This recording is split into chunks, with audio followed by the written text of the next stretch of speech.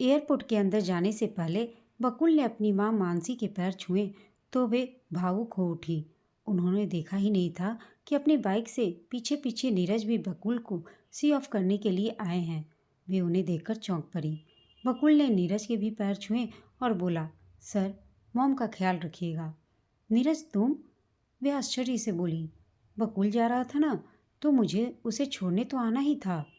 आ जाओ मेरे साथ, गाड़ी में चलना नीरज। नहीं नहीं, मैं अपनी बाइक से आया हूँ। उनकी निगाहें काफ़ी देर तक बकुल का पीछा करती रहीं। फिर जब वह अंदर चला गया तो अपने युवा बेटे की सफलता की खुशी के साथ साथ उसके बिछुओं का सोचकर आंखें छलछला उठीं। वे गाड़ी के अंदर गुमसुम होकर बैठ गई। सूनी आंखों से खिड़की के बाहर देखने लगी। घर पहुंची तो रूपा से कॉफ़ी बनाने को कहकर बालकनी में खड़ी हो गई थी। वह अपने में ही खोई हुई सी थी। तभी रूपा बोली, मैडम, कॉफ़ी।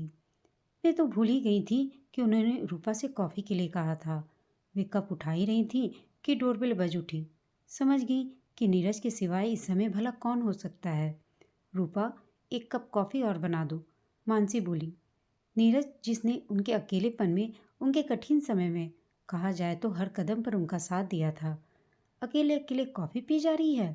एयरपोर्ट पर आपका उदास चेहरा देखकर अपने को रोक नहीं पाया और बाइक अपने आप इधर मुड़ गई। आज स्कूल नहीं गए क्या? कहाँ खोई हुई हैं आप? आज तो संडे है, कहकर वे आदत अनुसार हंस पड़ा। आज बकुल गया है तो मन भर आया मेरा। चलो, इतने दिनों की तपस्या सफल हो गई। तुम्हारा बेटा पढ़ लिख कर लायक बन गया। अब कुछ दिनों में अपनी किसी गर्लफ्रेंड के साथ शादी करने को बोलेगा, फिर अपनी दुनिया में रम जाएगा। यही तो दुनिया की रीति है। हाँ, वह तो तुम ठीक कह रहे हो नीरज, लेकिन जो मेरे जीवन का ध्येय था कि बेटे को कामयाब बनाओ, वह तो तुम्हारी मदद से ही पूरा हो पाया है। मानसी, कभी अपनी खुशी के बारे में भी तो सोचा करो, नीरज ने मानसी से कहा। नीरज, तुम मेरे दोस्त हो, जो हर समय मेरी खुशी के बारे में ही सोचते रहते हो। अभी देखो बकुल गया, इसलिए मन उदास हो रहा था, तो मुझे सहारा देने के लिए आ गई यहाँ। हाँ हाँ, दोस्ती की है तो जिंदगी भर निभाऊंगा भी, कहकर वे दोनों जोर से हंस पड़े। नीरज की हंसी उन्हें बहुत मोहक लगती थी। वे भी हंस पड़ी थी।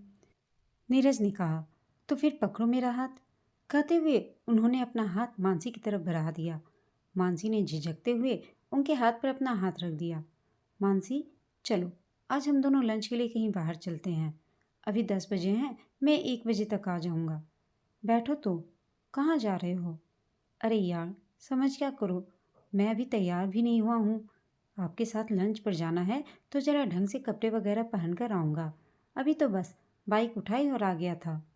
नीरज चले गए। रूपा गाने की शौकीन थी। उसके मोबाइल पर गाना बज रहा था, महलों का राजा मिला कि रानी बेटी राज करे। इस गीत के शब्दों ने उन्हें उनके अतीत में पहुंचा दिया और उनके अतीत का एक एक पन्ना खुलता चला गया। कितने सुनहरे सपनों को अपने मन में संजोकर वे अपने घर की देहरी से बाहर निकली थी। 19 वर्ष की मानसी करोड़पति पिता की लाडली थी। उन्होंने बीए में एडमिशन लिया था कि पिता मनोहर लाल ने उनकी शादी तय कर दी। पैसे को मुट्ठी में पकड़ने वाले पापा ने बेटी की खुशियों के लिए अपनी तिजोरी का मुंह खोल दिया था। वे भी राजकुमार से स्वप्निल के सपनों में खो गई थी। जब हाथी पर सवार होकर स्वप्निल दूल्हे के वेश में आए तो बांके से सलोने युवक की तिरछी सी मुस्कान पर वे मरमुटी थी। वाह मानसी, जीजू तो बिल्कुल फिल्मी हीरो हैं। जब उनकी सहेलियों ने कहा तो वे शर्मा उठी थी। तभी शीला मौसी आ गई और कहने लगी, कुंवर जी को नज़र मत लगा देना छोड़ियो। जीजा जी ने दामाद तो हीरा जैसा ढूंढा है। राज करेगी मेरी मानसी। सिर से पैर तक जेवरों से लदी हुई भारी लहंगे में सजी धजी मानसी ने ससुराल में कदम रखा था तो वहां पर उनका भव्य स्वागत हुआ। सास मालती जी और नंदों ने मिलकर उनके सपने साकार कर दिए थे। उन लोगों का लाड़ प्यार पाकर वे अभिभूत हो उठी थी। स्वप्निल की बाहों में उन्हें जीवन की सारी खुशियां मिल गई थी। कश्मीर के गुलमर्ग और पहलगाम की वादियों में बर्फ के गोलों से खेलते हुई वहां के सौंदर्य में खो गई थी। स्वप्निल को घूमने का शौक था, कभी मुंबई के जुहू चौपाटी तो कभी महाबलीपुरम का बीच। कितने खुशनुमा दिन थे वे। फिर जब उनकी जिंदगी में जुड़वा गोलू मोलू आ गए तो उनकी जिम्मेदारियां बढ़ गई और स्वप्निल भी पापा के साथ बिजनेस में बिजी हो गए। गोलू मोलू 3 साल के थे तब एक दिन स्वप्निल घबराए हुए आए और बोले, मानसी, अपना बैग पैक कर लेना, सुबह हम लोगों को आगरा पहुंचना है। वन्या दी हॉस्पिटल में एडमिट हैं, उनकी हालत खराब है। स्वप्निल, प्लीज़ सुबह चलिएगा। रात में यदि ड्राइवर को नींद का झोंका आ गया तो? फालतू बात मत करो मानसी। रात में 11-12 बजे निकलेंगे, सुबह पहुंच जाएंगे। रात में रोड खाली मिलती है।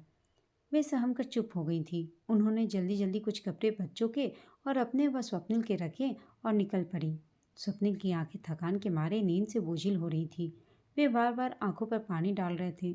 नियति को दोष देकर भी हम सब अपने को दोषमुक्त कर लेते हैं, परंतु दुर्घटना के लिए दोषी तो हम ही होते हैं।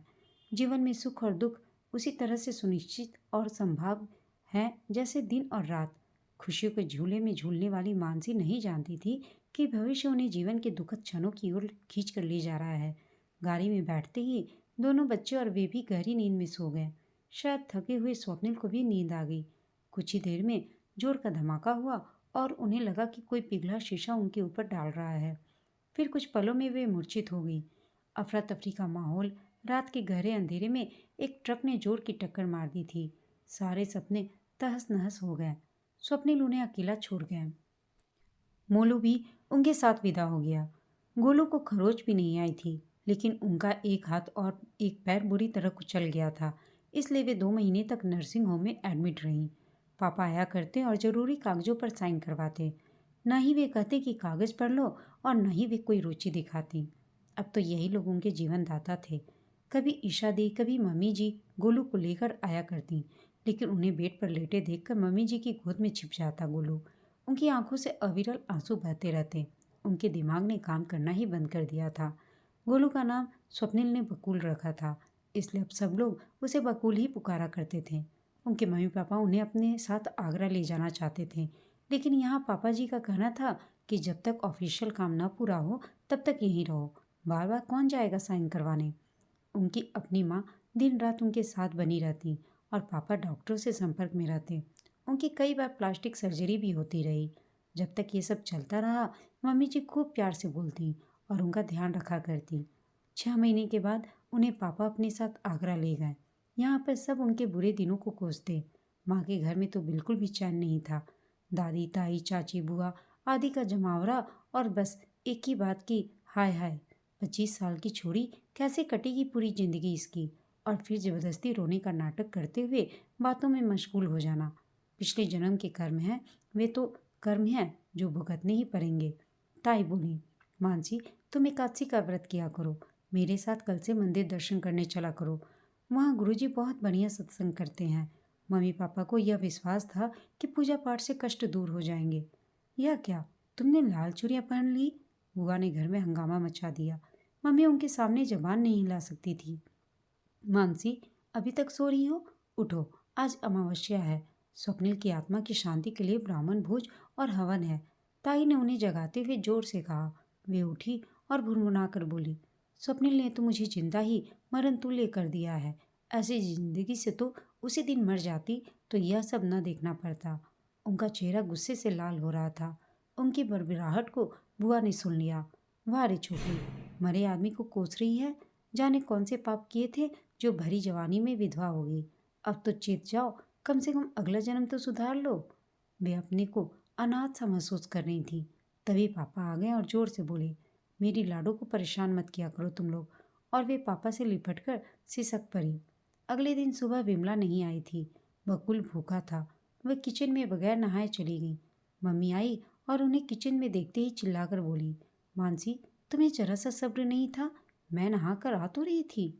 बकुल जोर से रो रहा था। माँ, आज पूर्णिमा है और तुमने बगैर नहाए सब छू लिया। अब फिर से किचन धोनी पड़ेगी, माँ ने कहा। मानसी बोली, उफ माँ, कब तक इन कर्मकांड भरे ढकोसलों से परी रहोगी? आपने तो मेरा जीना हराम कर दिया है। वे पैर पटकते हुए अपने कमरे में जाकर सिसक पड़ी। यहाँ से अच्छा तो मेरे ससुराल वाले मुझे रखते। आगरा रहते हुए 6 महीने हो चुके थे। मालती मम्मी जी का फ़ोन लगभग रोज आ जाता और वे बकुल को याद करती रहती। उन्होंने नाराज होकर लखनऊ जाने का निश्चय कर लिया। शायद मम्मी भी उनसे परेशान हो चुकी थी। उन्होंने बकुल से फ़ोन पर कहला दिया, दादी मुझे आना है। अगली सुबह मम्मी जी ने गाड़ी भेज दी और वे लखनऊ पहुंच गई। इस बीच पापा ने ईशा दी को अपने घर में बुला लिया। वे लोग अब सब यहीं रहने वाले थे। यही बात तो उन्हें बहुत बाद में पता चली थी। उनका जीवन तो बोझ बन चुका था, क्योंकि मम्मी जी का झुकाव बेटियों की तरफ ज़्यादा हो गया था। वे अब एक फालतू चीज़ बनकर रह गई थी, जिसकी कहीं कोई उपयोगिता नहीं थी। उनके पापा और ससुर जी के बीच जेवर, इंश्योरेंस के पैसे, बैंक लॉकर के जेवर और एफडी आदि के लिए मनमुटाव शुरू हो गया था।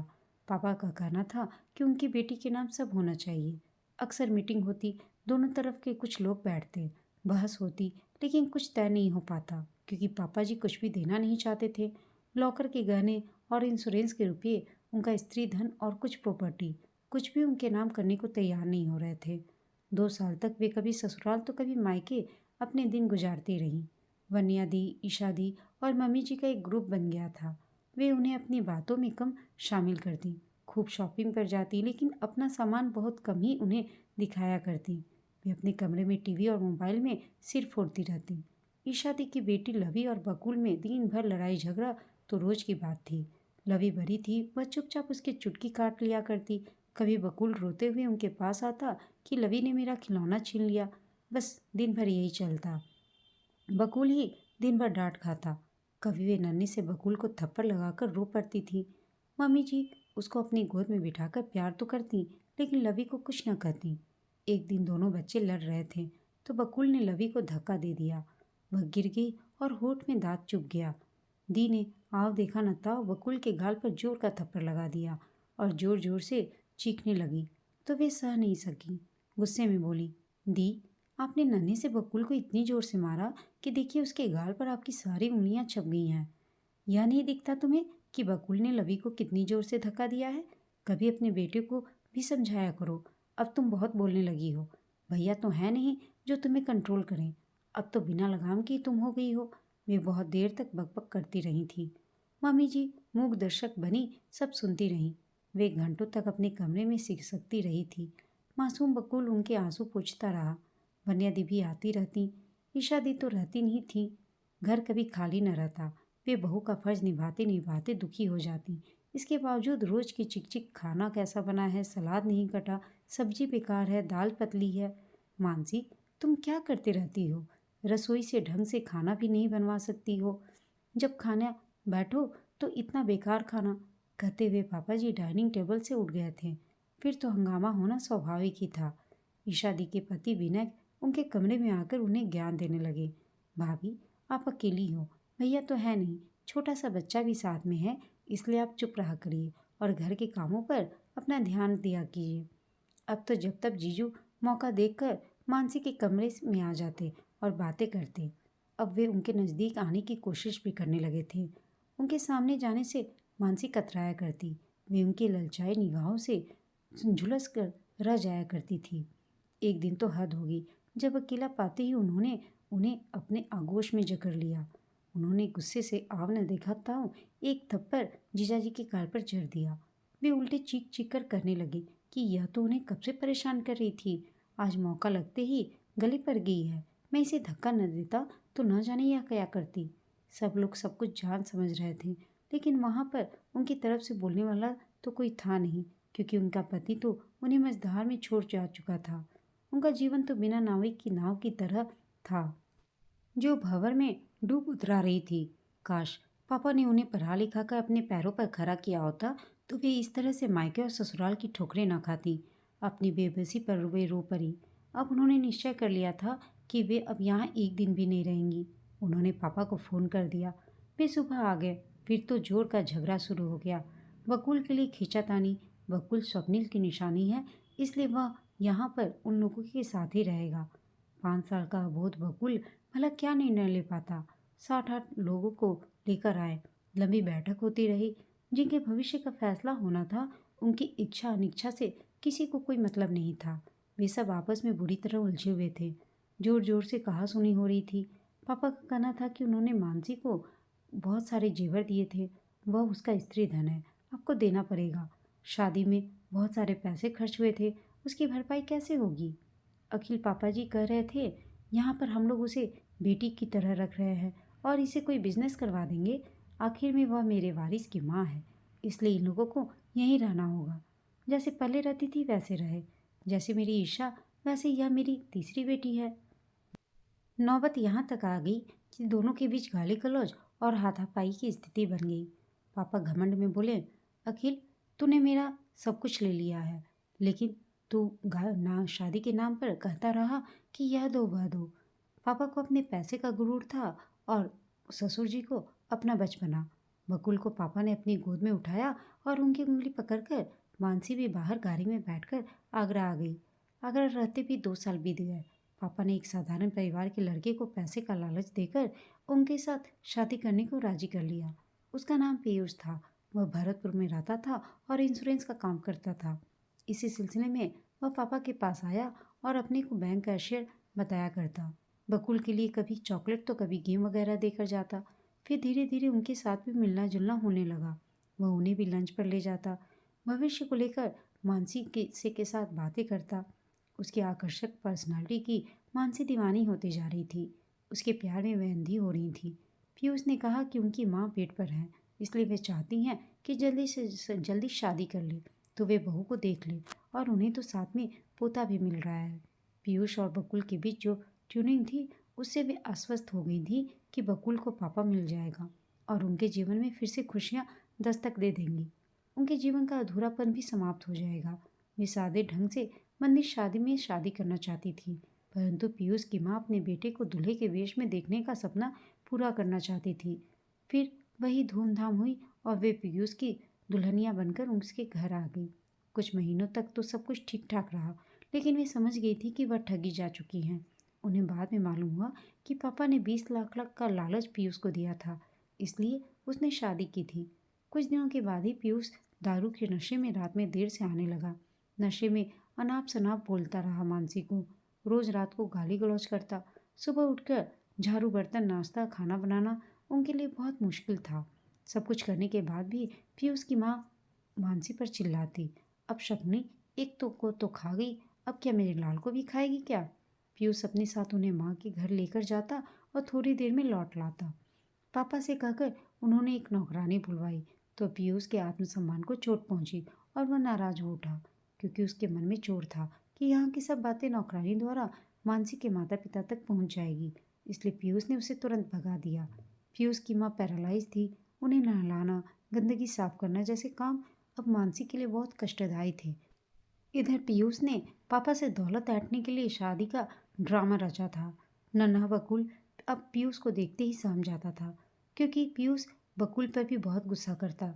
एक दिन वे बकुल को पढ़ा रही थी कि नशे में झूमता हुआ पीयूष आया और बकुल को गाली देकर उसकी किताब उठाकर हवा में उछाल दी। फिर जोर से उसे धक्का देते हुए गालियों की बौछार कर दी। वे तेजी से उठी और पीयूष के सामने खड़ी होकर बोली, खबरदार, यदि मेरे बेटे के साथ बदतमीजी की या उस पर हाथ उठाया तो मुझसे बुरा कोई नहीं होगा। वह जाने किस नशे में डूबा हुआ था पीयूष, सो उसने उन्हें भी जोर का धक्का दे दिया। मुझसे मुंह जोड़ी करेगी, तेरी ऐसी दशा करूंगा कि सारा घमंड चूर हो जाएगा। उन्होंने दीवार का सहारा लेकर अपने को गिरने से बचा लिया, परंतु उस दिन पीयूष की बदतमीजी और गालियां उनके लिए सहना मुश्किल हो गया। बकुलू उनकी बाहों के घेरे में देर घंटों तक सिसकता रहा। वे भी कमरा बंद करके आंसू बहाती रहीं। सुबह हमेशा की तरह पीयूष उनके पैर पकड़कर माफ़ी मांगता रहा, लेकिन अब उन्होंने फैसला कर लिया था कि इस नर्क भरी जिंदगी से मुक्त होने का। अगले दिन मुंह अंधेरे बकुल का सामान एक बैग में रखकर वे भरतपुर से आगरा वापस आने वाली बस में बैठ गईं। उस दिन एक नई मानसी ने जन्म लिया था। उन्होंने तय कर लिया था कि अब वे अपने जीवन के निर्णय स्वयं किया करेंगी। वे क्रोध में धधकती हुई अपने घर पहुंची और अपने पापा पर बरस पड़ी। पापा, आपने अपने पैसे के घमंड में मेरी जिंदगी को तमाशा बनाकर रख दिया है। एक लालची को आपने 20 लाख देकर मेरे जीवन का सौदा कर दिया। अब किसी दूसरे ने आपसे ज़्यादा मोटी नोटों की गड्डी उसके मुंह पर मार दी और बस वह उनके सामने कुत्ते की तरह दुम हिलाने लगा। पापा, आपने न ही पीयूष के बारे में कुछ ठीक ठाक से पता लगाया और न ही ढंग से उसका घर देखा। उसकी चिकनी चुपड़ी बातों में आप फंस गए और आपके साथ मैं भी फंस गई। उसने दूसरे के घर को अपना घर बताया। बस आपने झटपट अपनी बेटी उसे सौंप दी।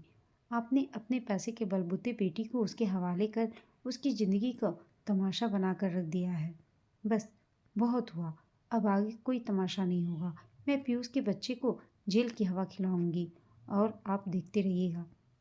पापा, भैया की शादी होने वाली है, इसलिए मैं कमला नगर वाले फ्लैट में अकेली रहा करूंगी। मानसी की बात सुनकर मम्मी पापा क्या बोलते। उनकी हिम्मत ही नहीं थी कुछ बोलने की।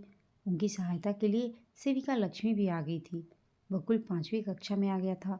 उसे पढ़ा लिखा कर अच्छा इंसान बनाना भी उन्होंने अपने जीवन का लक्ष्य बना लिया था। परंतु अभी तो नियति को उनके हिस्से के बहुत सारे पन्ने लिखने बाकी थे। वो मानसी ने एक बुटीक खोल लिया और उसमें मन लगाने लगी। बुटीक चल नहीं पा रहा था, अतः उनका बुटीक से भी मन उचटता जा रहा था। मालती मम्मी जी का मायका आगरा में ही था। वे अक्सर अपनी माँ से मिलने आती रहती और उनके जीवन के हर उतार चढ़ाव की जानकारी रखती थी, क्योंकि अपने मायके में पहले भी महीनों रहा करती थी। वे पहले कई बार उन्हें फ़ोन किया करती, लेकिन कभी फ़ोन उठाया करती और न ही कभी मिलने गई, जबकि वे बार बार उनसे मिलने के लिए आग्रह करती रहीं। एक दिन बकुल के लिए ढेरों सामान लेकर उनके घर आ गई। बकुल उनसे चिपट गया और दादी, मैं आपके साथ चलूं, कहने लगा। दादी पोते का मिलन देखकर मानसी की आंखें भी भर आईं। वे महसूस कर रही थी कि उनकी वजह से बच्चे का मासूम बचपन छिन गया। उसके मन में अपनी दादी बाबा और बुआ लोगों के प्रति प्यार था। कहीं कोने में एक सॉफ्ट सा कॉर्नर था। जितनी देर दादी रहती बकुल बहुत खुश रहता। वे अपने साथ उसे ले जाती, कभी आइसक्रीम तो कभी डिनर या लंच पर। धीरे धीरे उन्होंने उनके साथ नज़दीकियाँ भी बढ़ा लीं। वे बोले कि यहाँ अकेले रहती हो मानसी, वहाँ इसके बाबा तो तुम लोगों को देखने के लिए तरस रहे हैं। अपना बुटीक चला रही हैं, उसी में काम बढ़ा लेना। अनिश्चित सी धारा में जीवन बहे जा रहा था। बकुल भी बड़ा हो रहा था। वह उद्दंड और जिद्दी होते जा रहा था। उनके लिए उसे अकेले संभालना मुश्किल था। वह उन्हें ही दोषी मानता था कि दादी का घर आपने क्यों छोड़ा। वह कहता कि किसी दिन बाबा के पास अकेले ही चला जाएगा। वह स्कूल नहीं जाना चाहता, ट्यूशन नहीं पढ़ता, बस मोबाइल या लैपटॉप पर गेम खेलने में मशगूल रहता। मानसी तरह तरह से समझाया करती। मम्मी कभी किसी गुरु से ताबीज़ लाकर पहनाती, तो कभी उनकी बभूत या जल उदंड बकुल उन्हें उनके सामने ही फेंक देता। उन्हें भी इन चीज़ों पर कोई विश्वास नहीं था। पापा का पैसे का दिखावा बंद ही नहीं होता था। आज ये गुरुजी आ रहे हैं तो कल अखंड रामायण हो रही है। बेटी, तुम इस मंत्र का जाप करते हुए 11 माला किया करो, मंगल का व्रत किया करो। बाबूजी, मैं ऐसी पूजा करूँगी कि बिटिया के जीवन में खुशियाँ लौट आएंगी। बाबा सब ऐसे ही बाबूजी का दिमाग खराब करते हैं। तो मानसिक क्रोध में धधक पड़ी। पापा, आप मेरी चिंता बिल्कुल छोड़ दीजिए। यदि ये गुरुजी मेरे जीवन में खुशियों की गारंटी लेते हैं, तो ये अपना जीवन क्यों नहीं सुधार लेते। पाखंडी, हमेशा लोगों को मूर्ख बनाकर पैसा ऐंठना इनका धंधा है। पापा भी उस दिन उनसे नाराज हो गए कि यह जन्म तो बिगड़ ही रखा है, अगला भी बिगाड़ रही है। जो माना है तुम करो मानसी, कहकर पापा चले गए। माँ पापा से उन्हें चिढ़ हो गई थी। पापा की जल्दबाजी में ही तो उनका जीवन बर्बाद हुआ था। यदि पढ़ लिख अपने पैरों पर खड़ी होती तो भला उनके साथ यह सब होता। स्वप्निल को दुनिया से विदा हुए 10 वर्ष पूरे हो चुके थे। पापा जी ने उनकी याद में एक मंदिर बनवाया था, जिसका उद्घाटन वे बकुल और उनके हाथों से करवाना चाहते थे। इसलिए ससुर जी खुद उन्हें बुलाने के लिए आए। बकुल तो उनको देखते ही उनसे लिपट गया और उनके साथ ही लखनऊ जाने के लिए मचल उठा। वहाँ चलने की जिद करता हुआ खाना पीना छोड़कर बैठ गया। वे बकुल को बढ़ती उद्दंडता उसकी बदतमीजी के कारण परेशान हो चुकी थी। वहीं पापा उनको लखनऊ भेजने के लिए बिल्कुल भी राजी नहीं थे। परंतु जब वानिया दी गाड़ी लेकर खुद आई तो वे उनको देखकर भावुक हो गई और उनके साथ लखनऊ पहुंच गई। वहाँ सबका लाड प्यार पाकर उन्हें खुशी महसूस हुई। एक बार उन्होंने स्त्री धन और बकुल की परवरिश व खर्च की बात उठाई तो ससुर जी ने उनके सामने सारे कागजात, चाहे एक्सीडेंट का क्लेम, एफडी, प्रॉपर्टी लॉकर से उनके गहने लाकर रख दिए। जब उन्होंने महीने के खर्च की बात करी तो फिर से माहौल गर्म हो गया।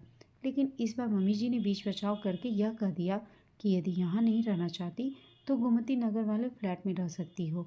तुम मेरी बेटी हो, मेरी आंखों के सामने रहो और बकुल भी यहीं रहेगा तो हम लोगों को खुशी होगी। पापा जी भी भावुक होकर बोले, स्वप्निल तो हम लोगों को छोड़ गया, अब उसकी निशानी हम लोगों के से दूर मत करो। जितना कुछ है सब बकुल के बालिग होने पर उसे मिलने वाला है। तब तक वे बकुल को कस्टोडियन बनी रहेंगी। सास का बुटीक था, वो मांझी को सौंपने के लिए तैयार थी। एक तरह से सब उनके मन माफिक हो रहा था।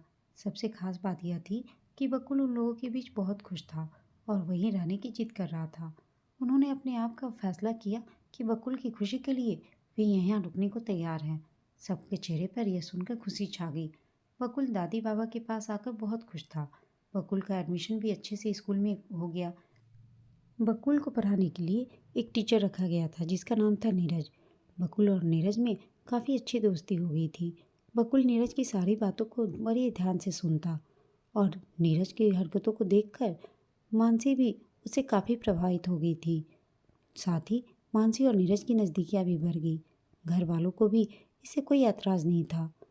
उन्होंने भी नीरज के साथ मानसी का रिश्ता तय करना सुनिश्चित कर दिया था। दोस्तों, आपको यह कहानी कैसी लगी कमेंट करके बताइएगा। साथ ही कहानी अच्छी लगी हो तो इसे लाइक शेयर और चैनल को सब्सक्राइब अवश्य कीजिएगा। कहानी सुनने के लिए आप सबका धन्यवाद।